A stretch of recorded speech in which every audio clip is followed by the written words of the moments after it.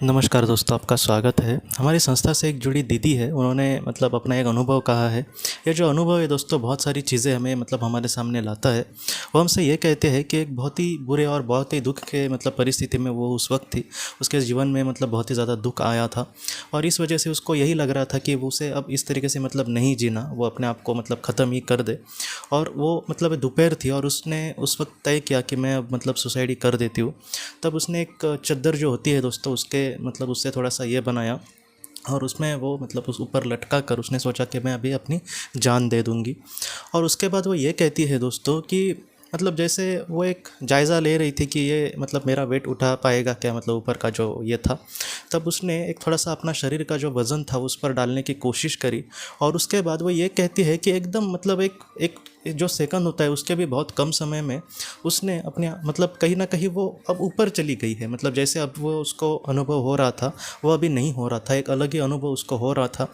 और जैसे उसका जो शरीर है वो उसके नीचे है, कहीं ना कहीं इसकी आत्मा जो है वो ऊपर है और उसका जो शरीर है वो नीचे है, इस तरीके से उसको अनुभव हो रहा था। और उसके बाद वो हमसे ये कहती है दोस्तों कि जैसे उसको बहुत ही ज़्यादा हल्का लग रहा था। और जैसे हम अपने आप को जानते हैं, हाँ हम थके तो अपने हमारा क्या रिएक्शन होगा, हम सोकर उठे तब हमारा क्या रिएक्शन होगा, या फिर हम बहुत ही ज़्यादा चले हैं तो ऐसे वक्त में मेरा क्या रिएक्शन होगा। उस तरीके से आज उसको नहीं लग रहा था, ऐसे लग रहा था कि मैं पूरी तरीके से बदल गई हूँ और मैं मेरे शरीर से या फिर जो भी मेरी आत्मा थी वहाँ से एक तेज प्रकट हो रहा है। और वो ये कहती है कि जैसे मैं अपने शरीर को देखकर उसको ये भी नहीं लग रहा था कि मैं कहीं ना कहीं बहुत ही बुरी परिस्थिति में वहाँ पर मेरा अपने आप को देख रही हूँ, इसका उसको दुख भी नहीं लग रहा था। और वो ये कहती कि मैं इन सारी चीज़ों को समझूँ ना समझूँ, उसी वक्त वो कहीं ना कहीं गोल गोल वो सारा जो ब्रह्मांड का या फिर उसके सामने जो भी पल थे या फिर वो खुद को इस तरीके से गोल गोल घूमते हुए समझ रही थी कि उसको समझ नहीं आ रहा था कि ऐसे वक्त में वो क्या करे। और उसके बाद वो हमसे ये कहती है कि ऐसे वक्त में जैसे हम बहुत ही ज़्यादा डर जाए तो हम हमारे मुँह से चीख निकलती है कि हे माँ, फिर हे भगवान। वैसे उसने अपनी माँ को याद उसने पुकारा मम्मी करके। लेकिन वो ये कहती कि वो जो पुकार थी वो उसकी खुद की मम्मी की नहीं थी, मम्मी के लिए नहीं थी, वो उसकी सास के लिए थी। उसको भी वो मम्मी ही बोलती थी। उसके एक लड़के से शादी होने वाली थी और बाद में वो इस दुनिया से वो चला गया था दोस्तों, उसकी शादी उसके साथ नहीं हो पाई। लेकिन उसकी जो माँ थी उसने इसको बहुत ज़्यादा प्यार दिया था और वो बहुत ही अच्छे से इससे बर्ताव करती थी। और इसने उसकी सासू ने उसको कंगन भी दिए थे दो, जो प्यार से उसने दिए थे अपने बहू के लिए भविष्य में। तो इस तरीके से वो अपने उससे बहुत प्यार करती थी और उसने उसको चीखा और कहा कि ये मम्मी मुझे मदद करिए ऐसे। और उसके पल में दोस्तों, अगले ही पल में क्या हुआ कि जैसे सारी चीज़ें बदल गई। और उसने इस तरीके से देखा कि जैसे उसने कहा है कि उस चद्दर को उसने 3 ऐसी गांठें बांधी थी, उसने एक ही गांठ वो अपने हाथों से उसको निकाल रही है और उसके बाद वो तुरंत नीचे आकर बेड पर गिरी। और उसके बाद वो हमसे ये कहती है कि नीचे गिरने के बाद वो बहुत ही ज़्यादा दुखी थी और वो ये कह रही थी कि जैसे उसके आंखों के अपने सामने एक बहुत ही पवित्र आत्मा दिख रही थी, जिसने बहुत ही जैसे सफ़ेद कलर का चोंगा पहना, इस तरीके से बहुत ही पवित्र वो लग रही थी। उसका चेहरा उसको ठीक से दिखाई नहीं दिया, लेकिन उस पवित्र आत्मा को उसने पूछा कि आखिर तुमने मुझे क्यों बचाया। और उस वक्त उसके मन में भी एक थोड़ा सा गुस्सा था कि क्यों बचाया क्यों बचाया। वो कहते हैं कि जैसे मैंने 100 बार किसी को मैं पूछूंगी, इस तरीके से वो लग रहा था कि मैं बार बार पूछ रही हूँ क्यों क्यों तुमने आपके मुझे बचाया ऐसे वक्त में, मुझे ऐसी इस तरीके से ज़िंदगी नहीं जीनी। तब उस पवित्र आत्मा की ओर से दोस्तों सिर्फ इतना ही कहा गया कि तुम्हें कुछ और देखना है। ये उसके डिक्टो ऐसे शब्द थे कि तुम्हें कुछ और देखना है। और उसके अगले ही पल कहीं ना कहीं ये अब ये होश में आ गई है। अब उसने अब जब आंखें खोली तब वो उसी तरीके से थे और उसमें ही कहीं ना कहीं अपने वो बड़बड़े जा रही थी अपने मुंह से कि आखिर मुझे क्यों बचाया। और इस तरीके से उसकी ये जो घटना थी वो हुई थी।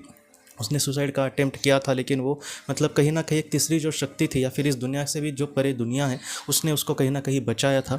हमारे जीवन में ऐसे बहुत सारी चीज़ें होती है दोस्तों, जैसे मेरा एक जीवन कार्य उसको मेरी आत्मा यही चाहेगी कि मैं उसको बहुत ही अच्छे से पूरे करूँ।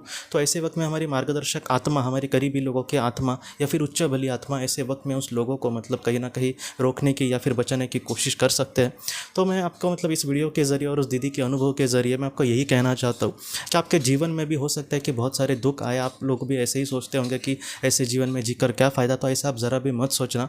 मुझे ऐसा लगता है कि कहीं ना कहीं इस दुनिया के परे वो जो दुनिया है वहाँ पर हमें सच्चा प्यार करने वाले जो लोग हैं या फिर जो आत्माएं हैं वो ज़रूर आपसे यही चाहेंगे कि आप अपने जीवन में इस तरीके से हताश मत होना। आज दुख है लेकिन हो सकता है कि कल आपके सामने बहुत ही अच्छे दिन आए। कम से कम मैं सुख की भी नहीं बात करता, लेकिन आप कम से कम समाधान से रह सकेंगे, तो इस तरीके से ज़रूर आपके पल ज़रूर बदलेंगे। बस मैं मतलब आपको भी हाथ जोड़ कर कहता हूँ कि ऐसा कभी भी मतलब कोशिश ना करना, जिससे मतलब खुद आपकी सोल को भी बुरा लगेगा, उनको भी बुरा लगेगा। आप अपने जीवन में प्लीज़ मतलब आगे बढ़ने की कोशिश करना। क्या पता ये जो दुख के दिन हैं वो कब ख़त्म हो जाए और अच्छे दिन भी आपके ज़रूर आ जाएंगे। तो दोस्तों मतलब इन सारी चीज़ों को आप मतलब पॉजिटिवली लेना कि मुझे ऐसा कुछ भी नहीं करना। जितना हो सके मैं भी अपने जीवन में कुछ अच्छा करने की कोशिश करूँगा, और हो सकता है कि मेरे भी आजू बाजू ऐसे कोई लोग हो जो इस तरीके से सोचते हो और जो अपने जीवन से बहुत ही ज़्यादा दुखी हो, तो आप ज़रूर उनके भी मन में पॉजिटिव कुछ विचार डालने की कोशिश करना कि मत डर, ये भी पल ज़रूर चले जाएंगे और तू भी अच्छे से ज़िंदगी जी सकेगा। तो इस तरीके से आप ज़रूर कोशिश कर सकते हैं दोस्तों। तो दोस्तों हम अपने अगले वीडियो में किसी नए विषय को लेकर मिलेंगे। तब तक आप अपने परिवार का ख्याल रखना। आपका बहुत बहुत धन्यवाद।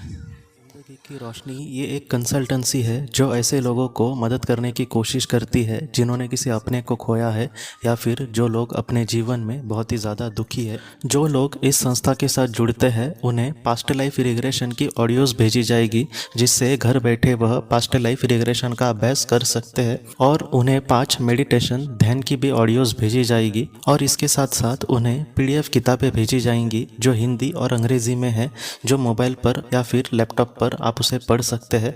और 10 ऑडियो बुक्स भी आपको भेजी जाएंगी। तो दोस्तों अगर आप इस संस्था के साथ जुड़ना चाहते हैं तो कृपया इस नंबर पे व्हाट्सएप मैसेज करें। आपका बहुत बहुत धन्यवाद।